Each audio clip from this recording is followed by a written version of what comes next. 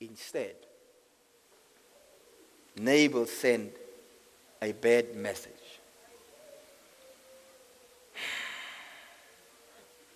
He said outright no. He was a hard man, isn't it? I mean, he don't even consider. Don't you also find some people sometimes that they don't consider?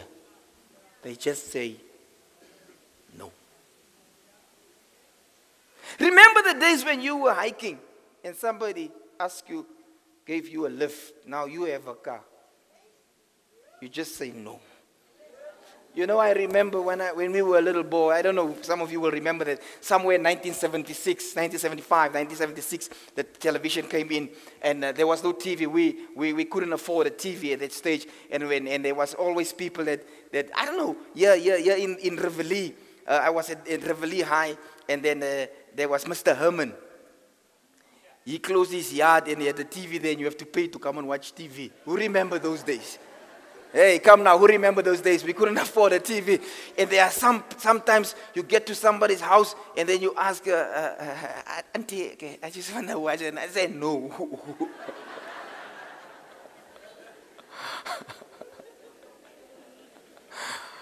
Who remember us dust and discuss? Oh my God. Neighbor just said no.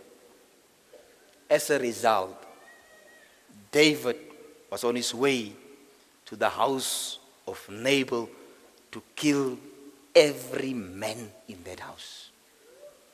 Can you imagine a farm with no men? Can you imagine all the women with no husbands? Can you imagine a mother without her son? David was ready to kill. Oh! Because of Nabal. Now this is a fine line.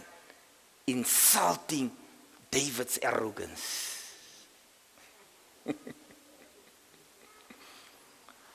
So upon hearing this news, Abigail immediately began to think about what she should do. Abigail did not spend a lot of time contemplating.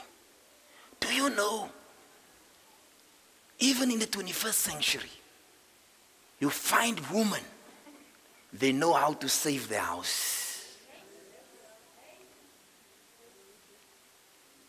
Do you know, sometimes I'm not hard on the men here this morning because this story is not really meant for women or for men. This is a story in general. But sometimes you find the father is hard and rude and unreasonable with their children, and you find the mother will go at late hours and say, boy, try to understand your father.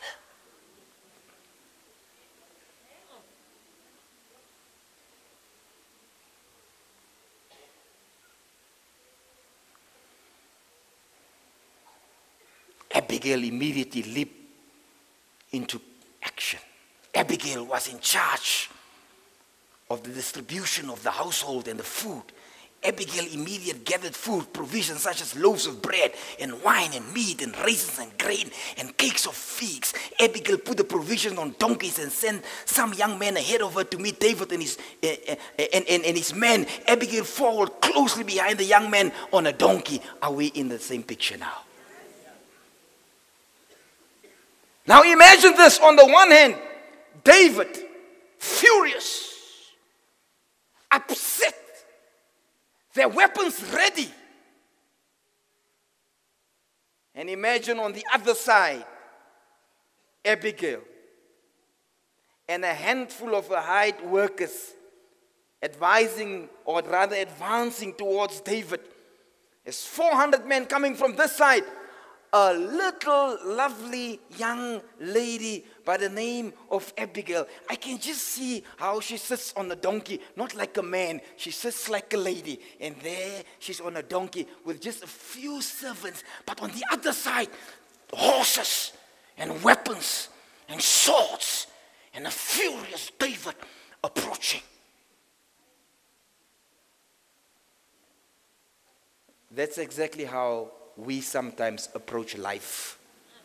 We approach it like David, or you can approach it like Abigail. I want to say, there is an economic meltdown. I want to say, we know that there is a credit crunch. I know all these things, but I'm asking you, why? Why must we be angry? Because there's one of two ways that we can approach the situation. David was a warrior. So what he knew best and how he knew how to solve his problems was to show up with military force. That's how he deals with it. Abigail, on the other hand, was a mother. As the mother of a household, one of the skills she had was to develop a fulfilled daily task of peacefulness. And how she managed to resolve problems in her own house with peace. Somebody needs to help me here. We're dropping some words in your spirit. Peace. I speak peace over your house. I release peace over your children.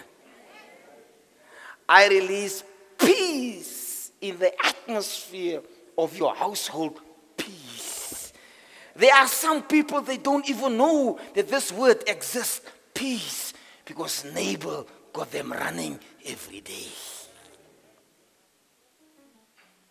As a warrior, David was willing to take innocent lives. But as a mother, she had peace.